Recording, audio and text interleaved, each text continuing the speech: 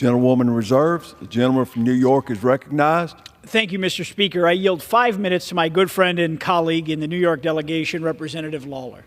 Gentleman from New York is recognized for 5 minutes. Thank you, Mr. Speaker. In a time when middle-class families are increasingly squeezed by the rising cost of living, providing real tax relief is imperative.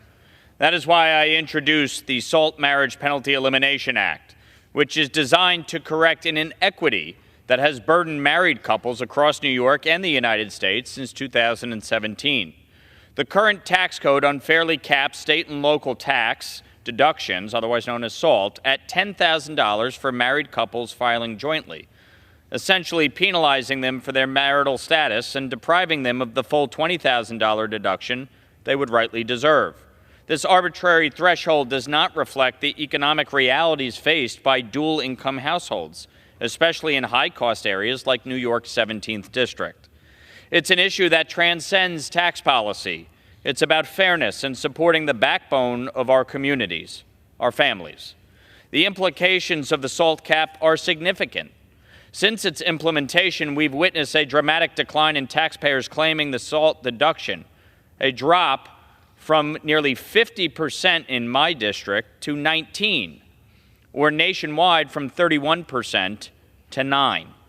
This stark decrease has disproportionately impacted high-cost states like New York, where the cost of living far exceeds the national average.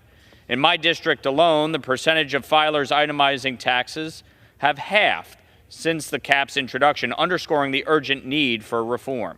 The SALT Marriage Penalty Elimination Act, my first bill introduced in the House, seeks to address this issue head-on by eliminating the marriage penalty and reinstating a fair deduction limit.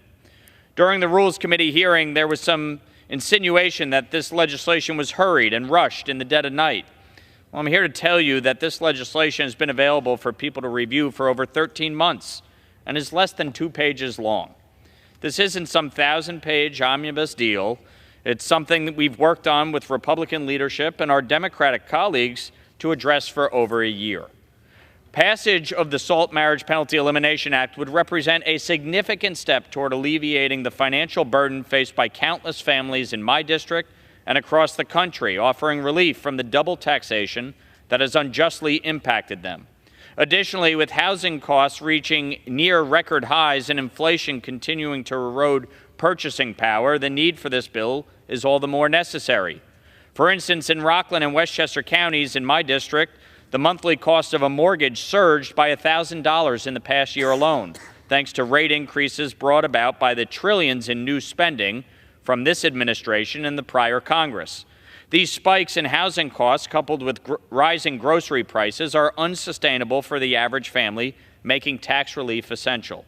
This House Republican majority was built by the contributions of New Yorkers, and this legislation would help those same New Yorkers see immediate tax relief.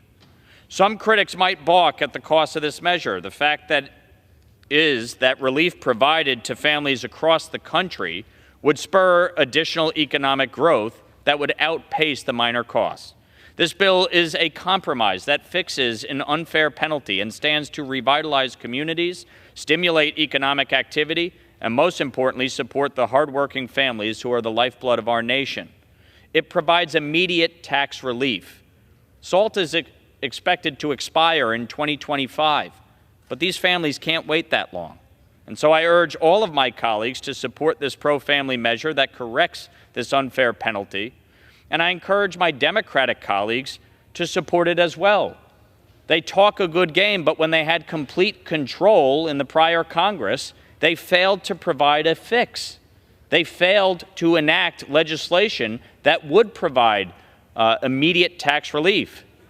Governor Hochul, Senator Schumer, Senator Gillibrand, and Leader Jeffries have been silent.